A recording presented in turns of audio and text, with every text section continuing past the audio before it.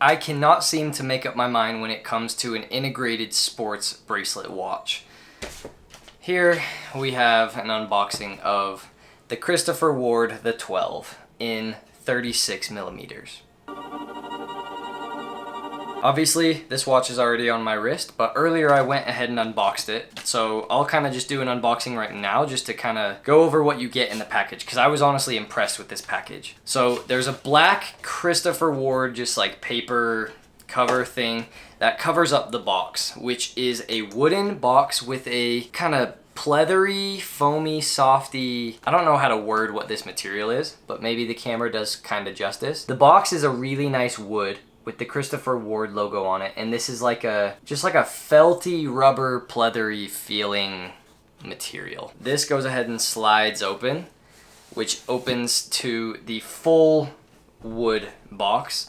The first thing you see is a Christopher Ward pamphlet.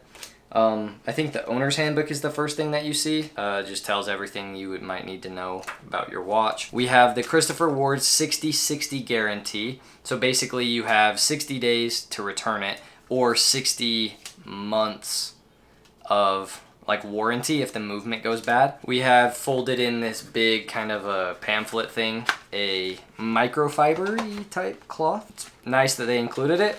Very over packaged for what it is, but it feels nice. And then you of course get to finally the watch on this little kind of stand thing. But in this case, it is on my wrist right now. So I've worn this all day. I opened it up probably at about like 10 or 11 a.m. and it's currently almost 6. So I've had a little bit of time on the wrist to be able to give my thoughts. And let me just tell you, this watch is basically perfect. So it's 36 millimeters. It is a time-only sports integrated style watch. It has a very aggressively tapering bracelet that has kind of a polished beveled edge, whereas on like something like the PRX, there's no bevel to it. It's just a very sharp edge. It has a double deployant butterfly type clasp that has like holes on the inside of the deployant, whereas on like the PRX, for example, is solid. The movement on the inside is the Sellita SW200-1, I believe. It has a 38-hour power reserve. It beats at 4 hertz, and it is not COSC certified. It's just a solid Swiss movement. The colorway that I went with is Frosted Lichen, which is like a mint green, but it's a little bit, yeah, I'd say it's like a mint green colorway. When I saw that they dropped this in a 36, I was so excited. I instantly bought it right away because I've been waiting for this to drop. Because when they dropped the 40, they also announced that they were going to be dropping a 36 later in the year. And so of course the day it dropped I had to get it, because the 40 for me just seems a little, not too big, but I prefer a smaller watch.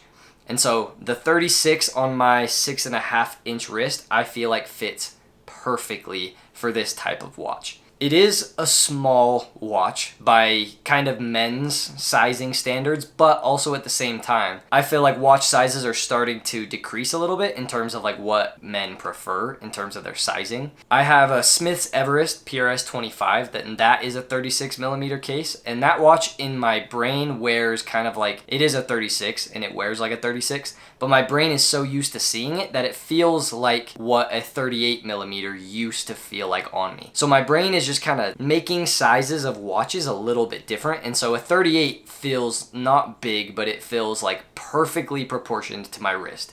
Like that is the maximum that I think is perfect, and 36 is the minimum that I think is perfect for my wrist.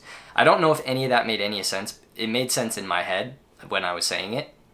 But back to the watch. If you want to know like detailed specs, I'll put like a little thing on the screen of just the basic specs that you need to know. Long story short, it's really thin, it's pretty small, it has a very aggressive tapering bracelet, and the dial is so cool. I was a little bit hesitant to get this watch because of the dial from the videos I've seen. All of the macro shots on the dial when it was really close kind of made it look a little bit cheesy to have their logo integrated in with the dial. But seeing it in person in the metal, it is a just wonderful texture. It plays with the light really well, and the indices and the hands are all brushed, except for I think the second hand is either polished or it's brushed a little bit different, because when you're looking at it, The seconds hand is like darker, like it almost looks like it's black. So it's playing with the light in a way that's really cool. And then the indices, of course, are all like brushed. The lume is way better than the PRX's lume, but that's not saying that the PRX has bad lume. It just, this has more surface area of the lume. Like there's just more lume on this watch, so of course it's going to be brighter. I have not yet tested it for accuracy. It's quoted to be within -20 to +20. I think that's the standard, but from what I've seen, it does a lot better than that. So I'll have to give maybe an update later or in the comments or something on how the accuracy is over a day. But so far, something about this watch is just so good. The proportions, the color, the material, the quality. Comparing it directly to a PRX, if you already have a PRX, do I think it's worth it to upgrade to this?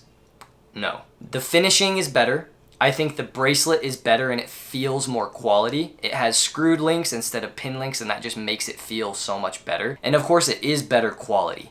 But do I think it's worth double the price of the PRX? I'm gonna say no. This watch I don't think is for everyone. But if you have just an attention for detail and you like the beveling of the bracelet, the more aggressive taper, if you like the dial and the colors, maybe you like the time only better, in that rare little instance where that is the main thing that you're looking for when you're getting a watch, then I think that it is worth it. Me personally, I have an Omega Seamaster and I bought the Omega branded mesh bracelet that is 8 times more expensive than an eBay one that I had, just for the finishing and the quality. So for me, a watch like this, especially being a previous owner of 2 PRXs, it makes it worth it to me, because I have that little attention to detail in my brain that I just crave the smallest little details being finished and so nice. And this watch has it, and it is phenomenal. I freaking love this watch. It is so good. Anyway, just thought I'd pop up, give another video on the newest watch to my collection, the Christopher Ward the 12 in 36mm in Frosted Lichen, or whatever the color is. Thanks for watching. Goodbye.